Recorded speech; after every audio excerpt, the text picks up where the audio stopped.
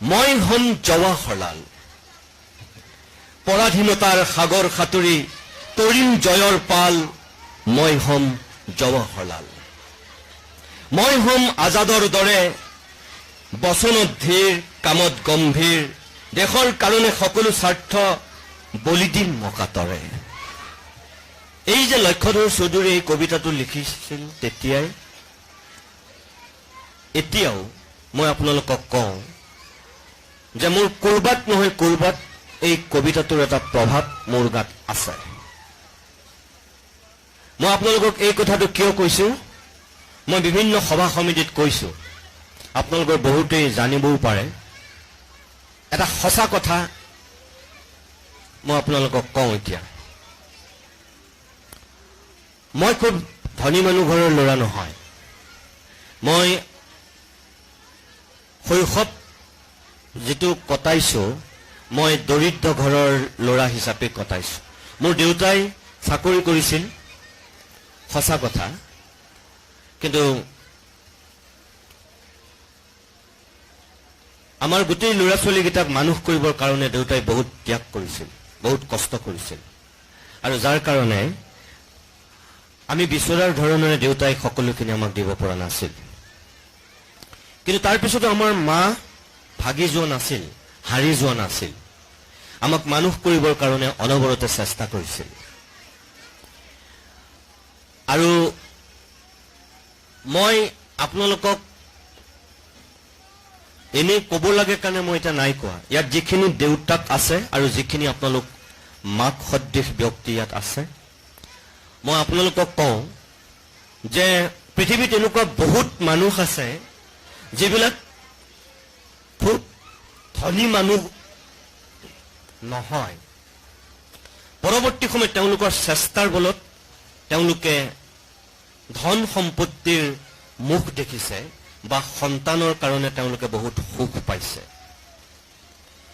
বহুত পৃথিৱীত এনেকুৱা বৰেণ্য ব্যক্তি আছে মই কম আপোনালোকক তেনেকুৱা কেইজনমান ব্যক্তিৰ নাম কিন্তু মই মোৰ কথাটো কিয় ক'ব বিচাৰিছো আপোনালোক যেহেতু অজয় গগৈ কৈছে যে মোৰ কাৰণেও আহিছে বুলি গতিকে মোৰ নিজৰ সঁচা কথা এটা ক'লে আপোনালোকে চাগে অলপ নিজৰ সন্তানৰ ক্ষেত্ৰত কিবা কিবি স্বপ্ন দেখিবলৈ আপোনালোকে সাহস পাব পাৰে সেই কাৰণে মই মোৰ নিজৰ কথাটো ক'ব বিচাৰিছো আমাৰ দেউতাই তেজপুৰত ইণ্টাৰভিউ দিবলৈ যেদিনাখন গৈছিল চাকৰিৰ ইণ্টাৰভিউ দিবলৈ মোৰ ঘৰ লখিমপুৰ জিলাৰ নাৰায়ণপুৰত আপোনালোকৰ বহুতে জানে নে নাজানে নাজানো নাৰায়ণপুৰৰ পৰা তেজপুৰলৈ বহুত দূৰ তেতিয়াৰ দিনত প্ৰায় 5 ঘণ্টা সময় লাগিছিল এতিয়াই 3 ঘণ্টা 3.5 ঘণ্টা সময় লাগে গাড়ীত গতিকে তেজপুৰলৈ আহিবৰ কাৰণে এটা প্ৰস্তুতি চলাব লাগিছিল তেতিয়া বেলেগ গাড়ী নাছিল অকল ৰঙা বাছ আছিল মই 1962 চনৰ কথা কৈ আছো আপোনালোকক মোৰ জন্মই হোৱা নাই এইকেইটা কথা মোক যেহেতু মায়ে নিজে কৈছে আৰু পৰৱৰ্তী সময়ত মই দেউতাকো সুধিছো যেহেতু দেউতাই কৈছে কথাটো সঁচা বুলি সেইকাৰণে মই আপোনালোকক এই কথাটো কৈছো যেদিনাখন দেউতাই চাকৰিৰ ইণ্টাৰভিউ দিবলৈ তেজপুৰলৈ আহিছিল সেইদিনাখন আমাৰ ঘৰৰ কোঠাৰখন দেউতাই আনক বিক্ৰী কৰি পেলাইহে আহিছিল গতিকে আপোনালোকে তাতেই বুজক যে আমাৰ ঘৰৰ অৱস্থা তেতিয়া কি আছিল দেউতা আছিল স্বাভিমানী মানুহ দেউতাই ককা আৰু আইতাৰ মতৰ বিৰুদ্ধে গৈ মাক বিয়া পাতিছিল আৰু যাৰ কাৰণে দেউতা ঘৰৰ পৰা ওলাই গৈছিল এক প্ৰকাৰ দেউতাক তাজ্যপুত্ৰই কৰিছিল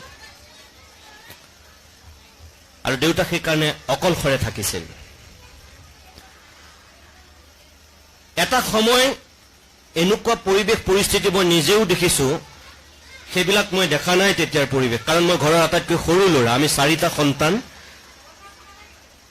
আমি 3টা ল'ৰা এজনী ছোৱালী মই সৰু আটাইতকৈ কিন্তু দেউতা কি পৰিবেশ পৰিস্থিতিৰ মুখামুখি হৈছিল মা কি পৰিবেশ পৰিস্থিতিৰ মুখামুখি হৈছিল হেতু মই মোৰ জীৱনতো দেখিছো শৈশৱটোত কেনেকৈ জানেনে যে আমাৰ ঘৰৰ সন্মুখতে নামঘৰটো আমাৰ ঘৰৰ একদম পদুলিৰ সন্মুখত নামঘৰত যেতিয়া বৰসভা হয় গোটেই গাঁৱৰ মানুহ ঠাস খাই যায় স্বাভাৱিকতে মোৰ মন যায় নামঘৰটোলৈ যাবলৈ, কাৰণ আমাৰ পদূলিত যে নামঘৰটো, কিন্তু মই যাব নোৱাৰো।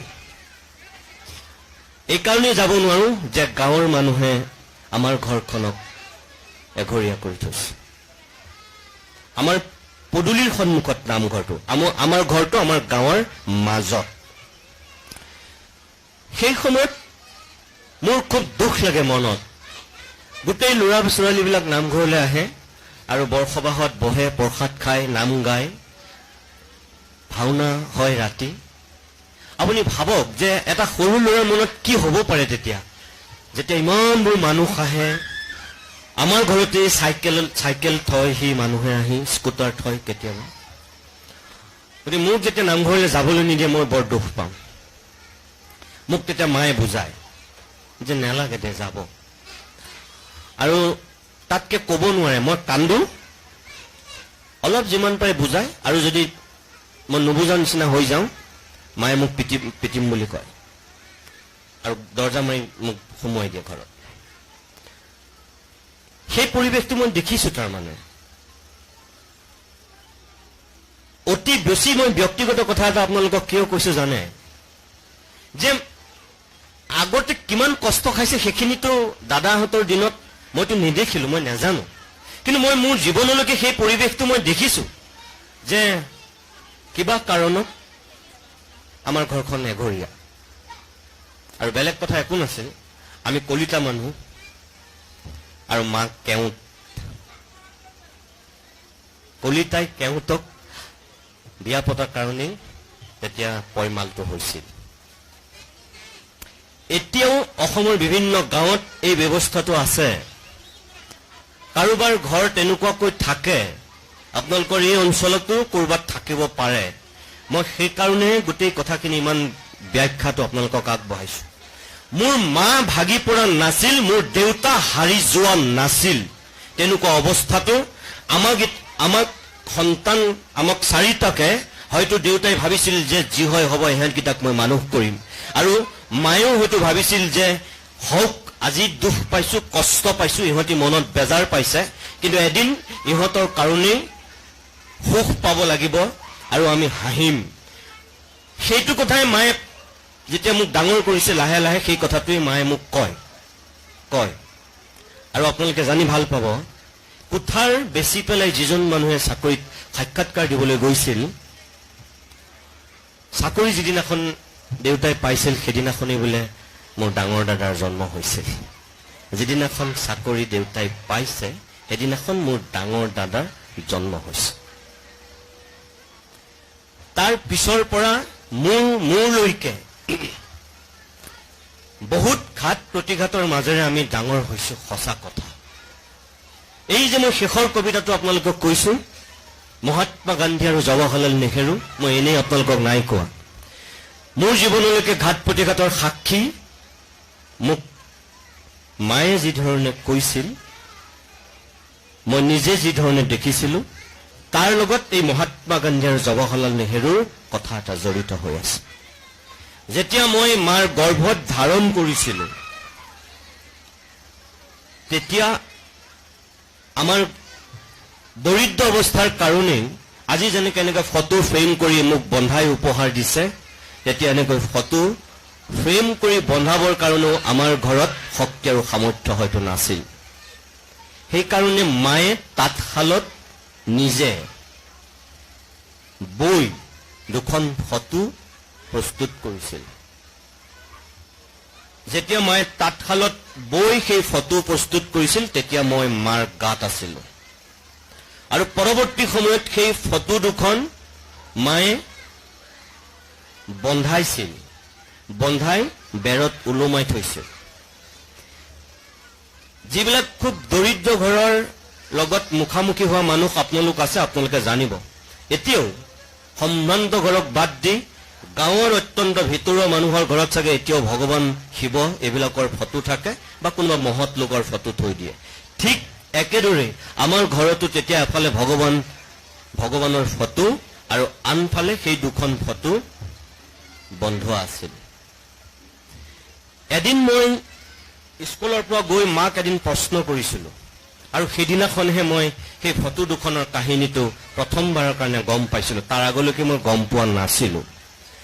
স্কুলৰ পৰা গৈ মাক এদিন মই কৈছিলোঁ যে মা, মই এদিন এনেকুৱা এজন মানুহ হ'ব বিচাৰোঁ ভৱিষ্যতলৈ, যিজন মানুহক অসমৰ সকলো মানুহে চিনি পাব, কিন্তু চুৰ ডকাইত দগাবাজ হিচাপে নহয়, কিন্তু এজন ভাল মানুহ হিচাপে চিনি পাব লাগে। তেনেকুৱা এজন মানুহ হ'ব বিচাৰোঁ মই। পাৰিমনে? জীৱনত কোনো দিন হয়তো তেনেকুৱা প্ৰশ্নৰ মুখামুখি তেওঁ হোৱা নাছিল, হয়, কেতিয়াও হোৱা নাই চাগৈ। আৰু সেইদিনাখন মই স্কুলৰ এটা ভাষণ শুনি গৈছোঁ, আৰু ভাষণটো শুনি গৈ মাক মই লগত সেই প্ৰশ্নটো কৰিছিলোঁ। মোৰ চকুলৈ বহুত দেৰি থৰ লাগি মানুহজনী হতবাক হৈ চাই ৰৈ আছে। মই ভয় খাই গ'লো। মই কিবা নুসুধিবলগীয়া কথা সুধিছোঁ নেকি? ক্লাছ 9ৰ কথা কৈ আছোঁ আপোনালোকক মই। ক্লাছ 9, 9ম শ্ৰেণী।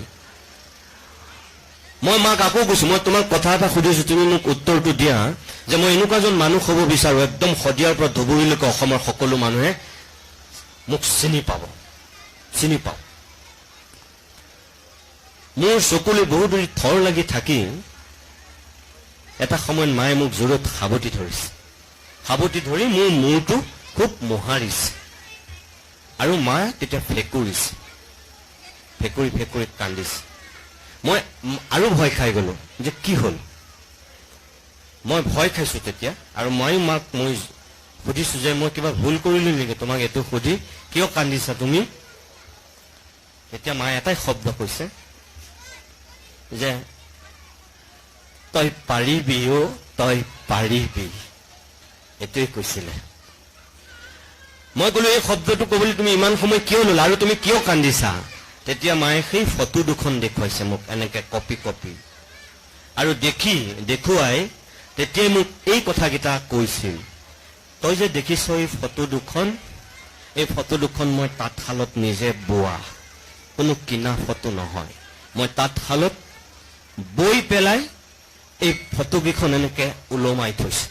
আৰু যেতিয়া মই, আপোনালোকে জানে গামোচাত ফুল তোলাৰ দৰে তেওঁ তুলিছে ন, আৰু মই নিজ হাতেৰে তাঁতশালত যেতিয়া বৈ যেতিয়া মই ইয়াত বেৰখনত বন্ধাই থৈছোঁ, মই সদায় ভাবোঁ, তই মোৰ পেটত আছিলি তেতিয়া, যে মোৰ আহিবলগীয়া সন্তানটো যদি এনেকুৱা ডাঙৰ মানুহ হ'লহেঁতেন, এনেকুৱা বিখ্যাত মানুহ হ'লহেঁতেন, হে ভগৱান, এনেকে বুলি বোলে তেখেতে ভাবিছিল।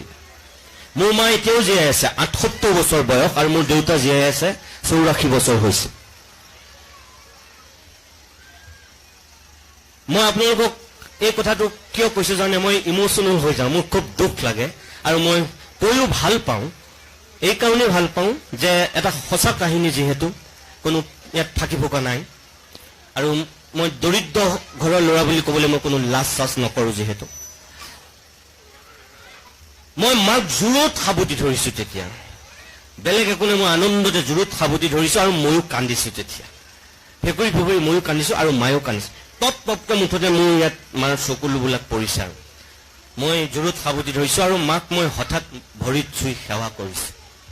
মায়ে খুব ফেকুৰি ফেকুৰি আৰু কান্দিছে। এই যে ফটো দুখন মোক দেখুৱাইছিল, আচৰিত ধৰণে সেই ফটো দুখনেই আছিলে এজন মহামানৱ মহাত্মা গান্ধী, আৰু আনজন আছিল জৱাহৰলাল নেহেৰু। মা কেতিয়াও বিশ্ববিদ্যালয়, কলেজ এইবিলাক গৈ পোৱা নাই, হাইস্কুলো পঢ়ি পোৱা নাই, কিন্তু মা গৈছে অকল LP স্কুললৈ। LP স্কুল পঢ়া এজনী মানুহে যিখিনি আমাৰ ল'ৰা ছোৱালীকেইটাক যিখিনি দিছে, মই আপোনালোকক এতিয়া মই গৌৰৱেৰে ক'ব পাৰোঁ, আপোনালোকে খবৰ ল'ব যে আমাৰ গাঁওখনৰ ভিতৰত যিটো সময়ত আমি আটাইতকৈ এটা বেলেগ পৰিৱেশৰ মুখামুখি হৈ আছিলোঁ, আমাৰ নিষেধ আছিল মোটামুটি এক প্ৰকাৰ আমাৰ ঘৰখনক লৈ, আজি কিন্তু আমাৰ গোটেই গাঁওখনৰ ভিতৰত একমাত্ৰ ঘৰ আমাৰখনেই, যে গোটেই বৃহত্তৰ অঞ্চলে আমাৰ ঘৰখনৰ প্ৰত্যেকটো ল'ৰা ছোৱালীক লৈ গৌৰৱ কৰে। আৰু নাৰায়ণপুৰৰ, মোৰ ঘৰ নাৰায়ণপুৰৰ গোটেই ধনী মানুহবিলাকৰ ভিতৰত চাগে অন্যতম মোৰ ওপৰতো এতিয়া মোৰ দাদা, মোৰ ওপৰত থকাটো আটাইতকৈ চাগে আমাৰ ঘৰৰ ভিতৰততো সি ধনী, গোটেই আমাৰ বৃহত্তৰ অঞ্চলটোৰ ভিতৰত ধনী, কাৰণ তাৰ পেট্ৰল পাম্পৰ পৰা ধৰি তাৰ মাটিতেই বেংক, তাৰ মাটিতেই গোটেই নাৰায়ণপুৰ চহৰৰ মাৰ্কেট, সকলোবিলাক তাৰ মাটিত। কিন্তু মই আপোনালোকক কওঁ যে মোৰ ডাঙৰ দাদা শিক্ষক, সি প্ৰধান শিক্ষক, মোৰ ওপৰতো সিও শিক্ষক হোৱাৰ যোগ্যতা অৰ্জন কৰিছিল। হিতেশ্বৰ শইকীয়াৰ শেষৰটো চৰকাৰৰ দিনত দুয়োটাই একেলগে চাকৰি পাইছিল। দাদা শিক্ষক হ'ল আৰু ই জইন নকৰিলে, শিক্ষক নহৈ সি ব্যৱসায়ত লাগিছিল। আৰু বাইদেউ ঠিকেই হৈছে। অৰ্থাৎ মই আপোনালোকক এই অতি ব্যক্তিগত কথাটো কিয় কৈছো জানেনে, যে মই দেখিছো কি ঘাত প্ৰতিঘাত অতিক্ৰম কৰি মা আৰু দেউতাই আমাক মানুহ কৰিছে, কি ধৰণে আমাক পঢ়াইছে আৰু কি ধৰণে কষ্ট কৰি আমাক আগবাঢ়ি যাবলৈ সাহস দিছিল, প্ৰেৰণা দিছিল। এই যে মই আপোনালোকক কৈছো, মায়ে যে যি দুখন ফটো তাঁতশালত বৈছিল, জৱাহৰলাল নেহেৰুৰ ফটোখন বেয়া হৈ গৈছে, মহাত্মা গান্ধীৰ ফটোখনো অলপ ফিচিকাৰ ধৰণৰ হৈ গৈছে। কিন্তু সেই মহাত্মা গান্ধীৰ ফটোখন এতিয়া মোৰ আলমাৰীৰ ভিতৰত মই ৰাখি থৈছো। এতিয়াও আজিৰ দিনটোতো মোৰ ঘৰৰ, গুৱাহাটীৰ ঘৰৰ আলমাৰীত আছে। কিয় জানেনে? মাৰ যে এটা স্বপ্ন, মায়ে যে দেখিছিল যে এনেকুৱা বিখ্যাত মানুহ হোৱা হলে মোৰ আহিবলগীয়া সন্তানটো, মই আপোনালোকক সেইটোৱে কৈছো। মই জানো মই কোটি কোটিবাৰ জন্মগ্ৰহণ কৰিলো, হাজাৰ কোটিবাৰ জন্মগ্ৰহণ কৰিলো, মই মহাত্মা গান্ধী হ'ব নোৱাৰো, মই জৱাহৰলাল নেহেৰু হ'ব নোৱাৰো, মই জানো। কিন্তু মই এটা কামটো কৰিব পাৰো যে মহাত্মা গান্ধী হ'ব নোৱাৰিব পাৰো, জৱাহৰলাল নেহেৰু হ'ব নোৱাৰিব পাৰো, কিন্তু মই হ'বলৈ চেষ্টা কৰিব পাৰো। চেষ্টা কৰাটো কোনো পাপ নহয়।